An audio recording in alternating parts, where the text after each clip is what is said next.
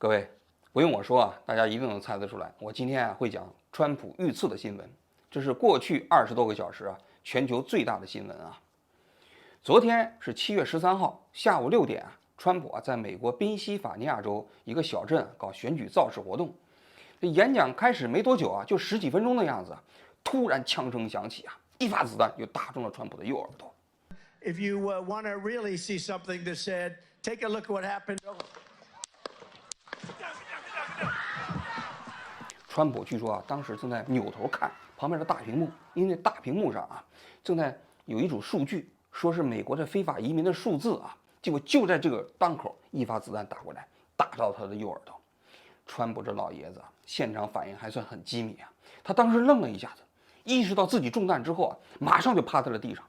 他旁边的保安反应比他还慢然后紧接着就趴在了他的身上，当起了肉盾那鲜血就从川普的脸颊上流了下来那么现场紧接着就开始响起了噼噼啪啪的枪声那枪手继续朝川普这边射击然后川普这边的保安人员也反应过来了，那狙击手赶紧朝枪手那边还击几十秒之后，现场安静了下来。就在这个时候川普重新站了起来。站起来之后人川普第一句话说什么？人说我的鞋呢？我的鞋。Let me get my shoes. Hold that in your head, bloody. So we got to move to the bus. Let me get my shoes. 从这个细节内可以看出来，川普当时确实是临危不惧，因为大多数人在那种情况下可能都吓傻了，还要什么鞋呀？我估计他的保安心里都肯定就说鞋什么鞋，赶紧撤因为你也不知道现场有几个杀手，虽然有一个杀手可能被击毙了，而且他们还不知道被击毙了，那现场说不定还有其他人呢。所以遇到这种情况下，第一反应就是赶紧撤离现场。结果就在这个时候，川普竟然还要自己的鞋。但你可以从这个细节知道，就川普当时没有乱，他没有被吓傻，紧接着就要把他拥走的时候，他挥起了自己的手，连续喊了3声战斗。Watch out.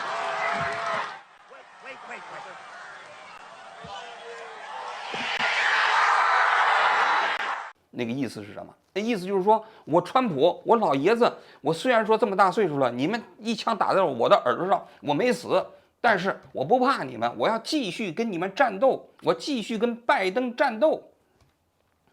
那这幅画面被新闻记者拍摄下来之后，立刻传遍了全世界后面是美国的国旗，前面是川普脸上流着鲜血，然后挥舞着拳头。一夜之间，给人感觉川普成了美国的民族英雄那么川普离开现场之后大家就可以发现就现场其实那一天川普虽然受了轻伤，但是现场有他的听众有1死2伤。就是死的这个人是宾夕法尼亚州的一个消防队的队长，这个人是个终身消防队队员，也就是说他服役的时间已经超过了20年，他今年是50岁。现场就支持川普说枪声响起的时候他消防队员毕竟受过训练嘛，他第一反应就是把自己的家人压在身下，结果就在这个时候，一颗子弹打过来，打在了他的脑袋上，当场死亡。We lost a fellow Pennsylvanian last night, Corey Comparator. I just spoke to Corey's wife and Corey's 2 daughters. Corey was a girl dad. Corey was a firefighter. Corey went to church every Sunday. Corey loved his community. And most especially, Corey loved his family. Corey was an avid supporter of the former president and was so excited to be there last night with him in the community. I asked Corey's wife if it would be okay for me to share that we spoke. She said yes. She also asked that I share with all of you that Corey died a hero, that Corey dove on his family to protect them last night at this rally. Corey was the very best of us. May his memory be a blessing. 另外旁边2个人也身受重伤其中有一个人据说现在病情非常危急真是悲剧据说宾夕法尼亚州现在已经下半旗为这位遇难的消防队的队长致哀，网上呢有很多人给他捐款，一共捐了几十万美元呢。这起事件发生之后啊，美国的舆论呢对这个川普的特勤保卫的这些人呢就提出了质疑。为什么呢？因为川普啊是美国的前任总统，美国的前任总统是终身享用国家1级的安保的，那安保的级别是非常高。而且川普现在又在重新竞选美国的总统，那重新竞选美国的总统过程中，实际上也是应该有一些安保措施的。但是这些安保人员呢，好像那天现场反映的不是特别的专业。为什么呢？因为这个杀手所在的位置啊，实际上是在这个那天演讲的会场之外。因为那天演讲啊，你要进会场的话啊，你得去安检。据说国内呢，财新的记者那天就在现场，他进这个现场的时候也经过了安检，要打开包，要 X 光。但是那个杀手呢，并没有进这个演讲的现场，所以呢，他躲过了安检。他在什么位置呢？他在整个这个会场啊旁边，右侧旁边有一个加工厂的房顶。这个房顶啊，距离川普啊现场演讲的那个舞台啊，大概就只有100多米的位置，就在那个制高点上。但是问题来了，你这么近的一个制高点，按照你一个专业的安保啊，你肯定要在外围进行搜索的。对制高点本身，你要么是有人在那个地方站岗，要么呢你把现场封锁起来。但是呢，现场的那些狙击手啊，全都在川普的舞台的后面，而且大家可以看现场的画面了，那个狙击手啊是2个人都在一个屋顶上。那你2个人在一个屋顶上有什么意义啊？你为什么不分开啊？把四周的这个制高点都给占领啊？所以啊，应该说这现场的特勤人员啊，确确实实啊是表现的有点不太专业。 We noticed a guy crawling, bear crawling up the roof of the building beside us, 50 feet away from us. So we're standing there, and we're pointing at the guy crawling up the roof. And he had a gun, right? He had a rifle. We could clearly see him with a rifle. Absolutely. We're pointing at him. The police are down there running around on the ground. We're like, hey man, there's a guy on the roof with a rifle. And the police were like, huh, what? Like they didn't know what was going on. We're like, hey, right here on the roof. We can see him from right here. We see him. He's crawling. I'm standing there pointing at him for 2-3 minutes. Secret Service is looking at us from the top of the barn. I'm pointing at that roof, just standing there like this. And next thing you know, 5 shots rang out. So you're certain that the shots came from that guy on the roof? 100%. 据说美国的众议院已经对这个特勤局的安保人员提出了质疑，要求他们限定时间内提供一个报告，说你们的特勤局在现场是不是有这种渎职之嫌疑啊？应该说这个特勤局啊，现场的这保安呢，在枪声响起来之后，反应还算是比较迅速啊。他们立刻对着那个枪手的位置进行还击，当场啊就把这个枪手给击毙了。那么到了这个现场之后，大家可以看到了，枪手旁边呢有一把枪，这把枪呢叫 AR-15。这个枪啊，在美国非常常见啊，在美国的8个州它是禁止使用的，但是在宾夕法尼亚州是可以合法使用的啊。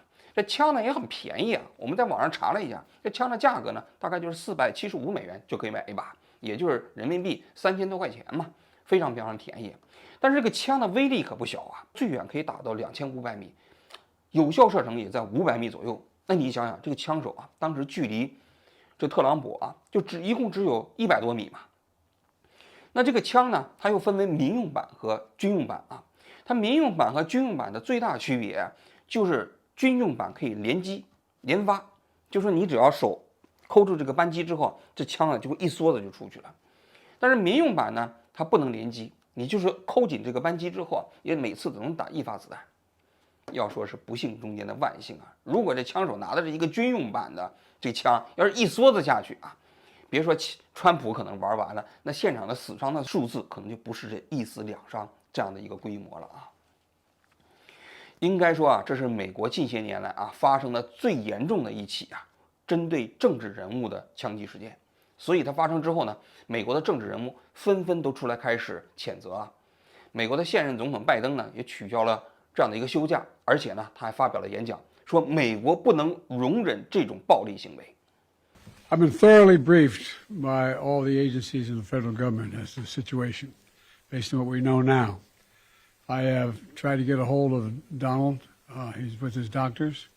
Apparently he's doing well. I plan on talking to them shortly.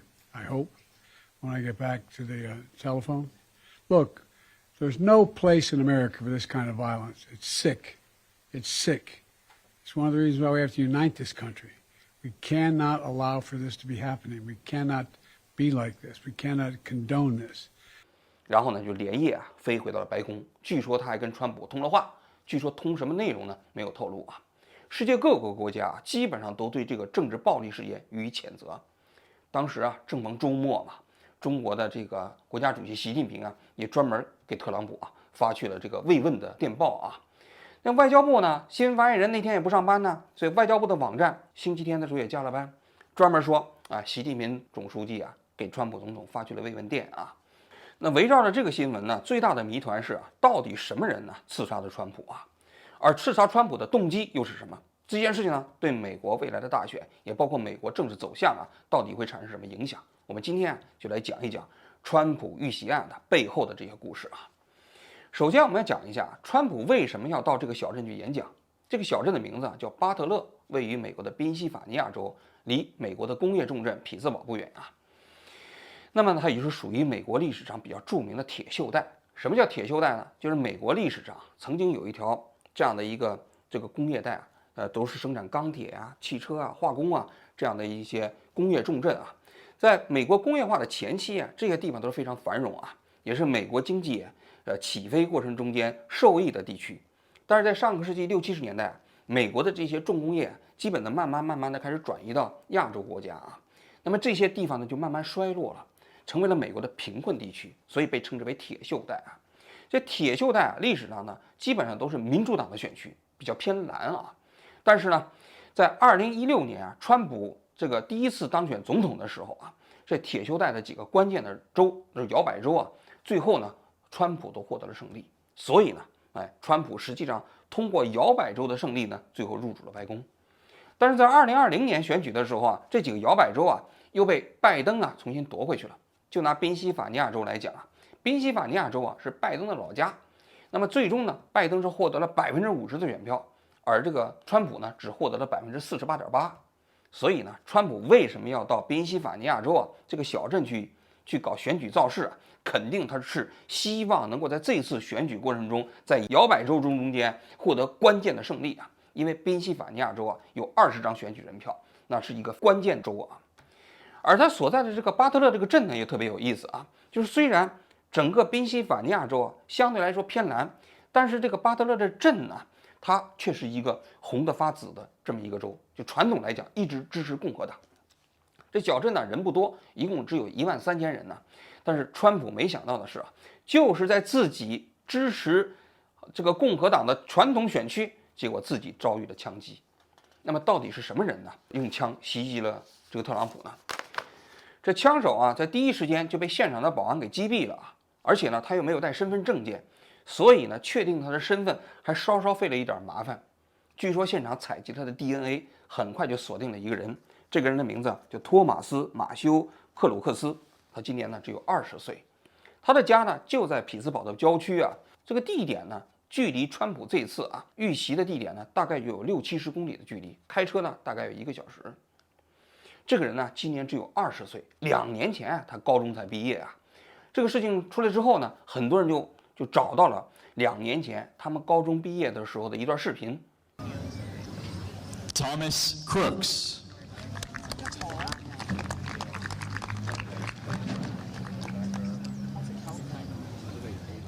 实际上从画面上看就是一个普通的高中生，所以啊，那这个高中生20岁为什么要刺杀川普呢？就成为了一个非常大的谜团。那么围绕这个枪手啊，现在的信息不是特别多，但我梳理了一下，大概有这几个方面啊。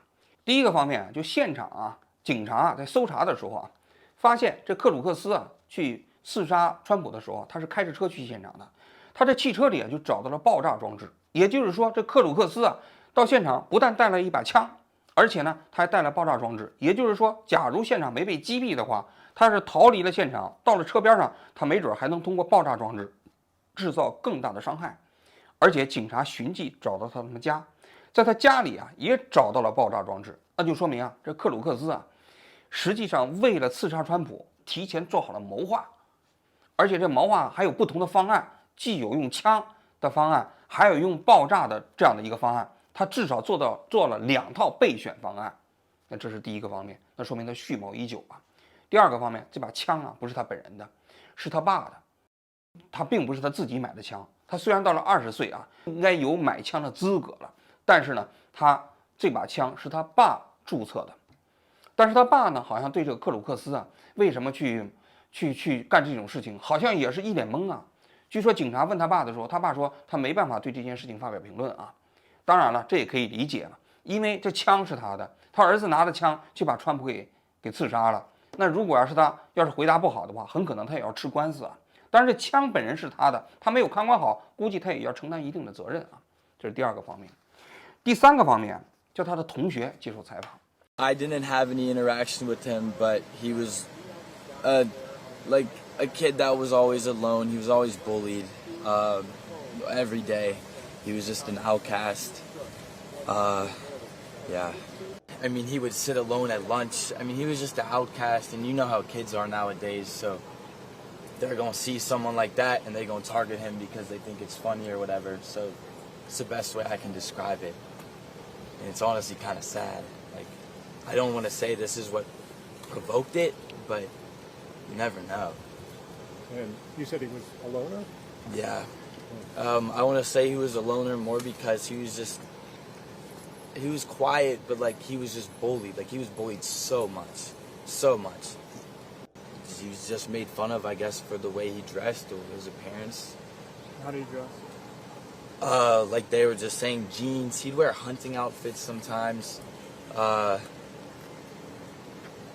He would always wear a mask, even after COVID. He wore a mask. 说这个人给人感觉好像是一个比较窝囊的形象，这是他同学的观感啊，就是他的高中的同学啊，所以大家都没有想到，就这样一个人竟然能干出这么大一件事情啊！他的邻居也都说完全不可思议。看到这个新闻，这是第三个方面。第四个方面啊，就是说这个人呢，他当时就刺杀的时候，他穿了一个 T 恤，这 T 恤上啊有一个标志，这个标志是什么呢？是一个拆迁农场的标志。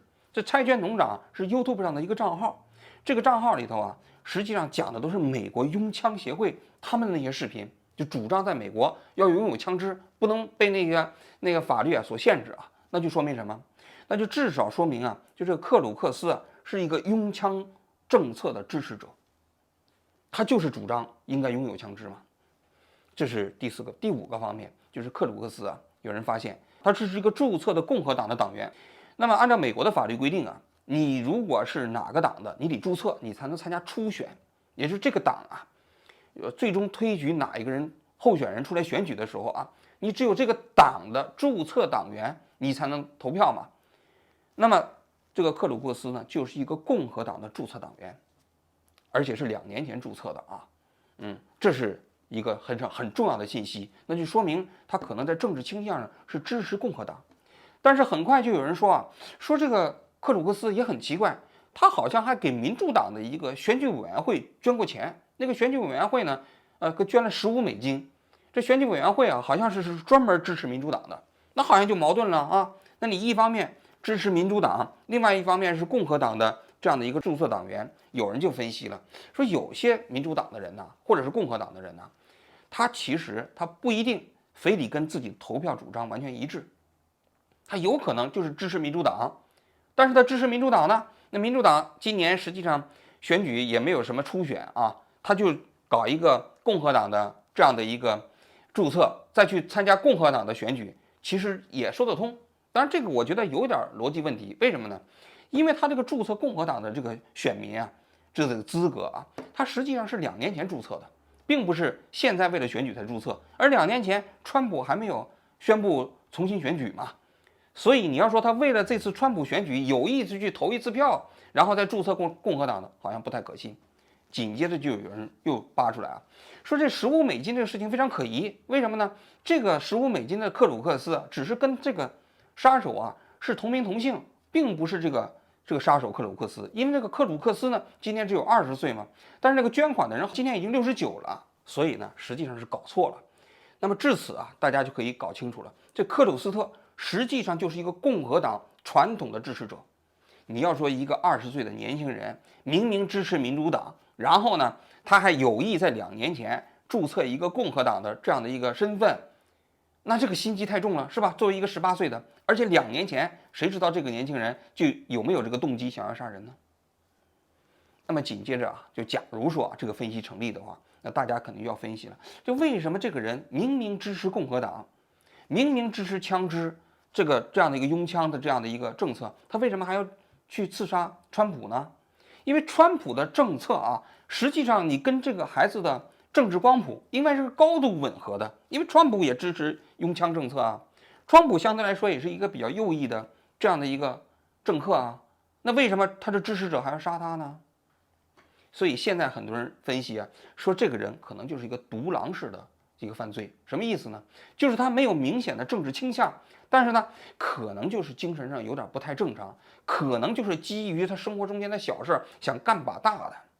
因为美国历史上很多总统被刺杀的时候啊，都是这种情况。你像当年里根总统被刺杀，刺杀里根的那个人也没有什么政治倾向，就是精神有点问题啊。后来把里根刺杀完之后，这个关到精神病院去了，也没有受到刑事制裁啊。因为美国这样的一个社会，就是一个随便都可以拥有枪支的人嘛，所以不正常的人经常可以通过枪支干出那些惊天动地的、影响足以社会进程的大的事件。所以这就是美国社会的特征嘛，也是美国啊拥枪自由所必须付出的代价。但虽然如此啊，但是啊，我还是要讲啊，就是这件事情啊，说句心里话，川普还是非常幸运，因为川普当时啊，现场他说不是那一扭头，现在很多人分析那颗子弹可能就直接爆头了。不巧不巧，他当时一扭头看后面那个大屏幕的时候啊，这个子弹正好把他耳朵给贯穿了。但是啊，如果川普要被打中了呢，那会什么后果？那真的后果就大了。因为川普啊，应该是近些年啊美国总统选举史上啊最奇葩的一个人，就是支持他的人呢都是死忠的，反对他的人呢也非常非常的反对啊。他成了美国政治撕裂啊的一个非常重要的象征性的人物。有美国的民调显示啊，就是有7%的人愿意用武力来保卫这个川普啊能够当上总统，也有10%的人呢愿意用武力啊反对川普啊能当上美国总统。你想想，美国是一个拥枪自由的国家，假如说川普要是在这场刺杀过程中间被爆头了，就死了，那么美国真的有可能发生一次新的内战。美国历史上那次内战啊，大家都知道，当时南方州跟北方州干起来了，林肯当选的之后啊，那是美国遭遇的最严重的一次宪法危机啊。但是呢，也有学者现在分析美国的政治啊，现在美国虽然没有当年的那样一种时代背景啊，但它有一种叫内冷战。什么叫内冷战呢？就是美国现在的政治光谱啊，左派和右派之间的这个政治分歧啊越来越大，而这种越来越大的政治分歧呢，已经造成了美国社会的高度撕裂。而这种高度撕裂啊，从某种角度来讲，已经威胁到了美国政治运作的稳定性。你就比如说4年前美国总统选举，当时川普已经输了，川普不承认呐，然后还号召那选民去进攻国会啊，结果导致了那么多人冲进美国的国会啊，这在美国200多年历史上啊，选举历史上也是前所未有的。那么你想想，假如说川普要是被爆头了，会不会发生这种基于民间社会双方这种政治对立的这个势力之间的这个内部的战争呢？或者不是说战争吧，这种骚乱呢？这种可能性是非常之大的。所以啊，有人说啊，这一次事件呢，这是这个美国离第2次内战的发生只差这么1英寸。哎呀，说到美国的政治啊，我觉得啊，其实大家这么多年以来啊，甚至是在过去的100多年以来，大家都把美国当作是西方民主制度的灯塔和样板。为什么呢？因为民主制度的核心呢，其实就是用选票来代替子弹。因为大家把政治冲突啊，由这种在战场上的厮杀，由在肉体上消灭对方，变成通过选票啊来赢得公众的支持啊，来获得政治权利，这是民主制度的精髓。但是假如说子弹开始介入到这个选举过程中间啊，那真的是一场悲剧。因为我们过去都是看到那些不太发达的第三世界的国家的民主制度中间，常常会出现子弹介入选举。但是呢，没想到啊，今天啊，美国这样的一个民主和宪政的样板啊，在选举过程中也出现了子弹呢。虽然这个人背景啊，他的动机啊，现在还不能完全清楚啊，但这至少是一个象征。这个象征就说明美国的民主制度啊，在某种程度上，在今天的社会啊，也面临了一系列的挑战。我不知道美国啊有没有可能啊，在川普这样一个奇葩人物啊竞选总统的过程中间，能不能顺利的度过这样一种政治分歧的撕裂？如果能度过的话，那是美国的制度之幸啊。如果渡不过的话，那未来啊，其实美国的这样一种政治撕裂，可能还会带来更大的挑战。好，我今天就讲到这里，谢谢大家。If you want to really see something that said, take a look at what happened.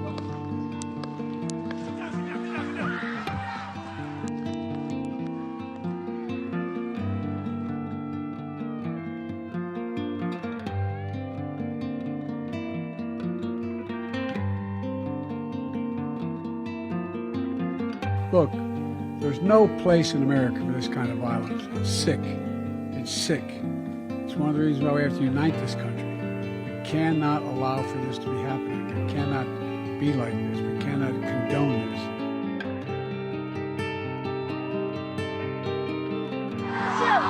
Watch out.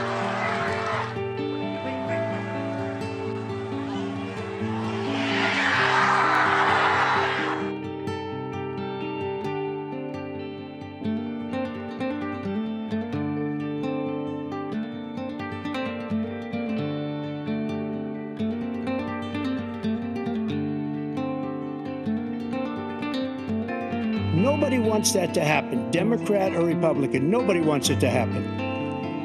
That is simply not true. Period. Period. Period.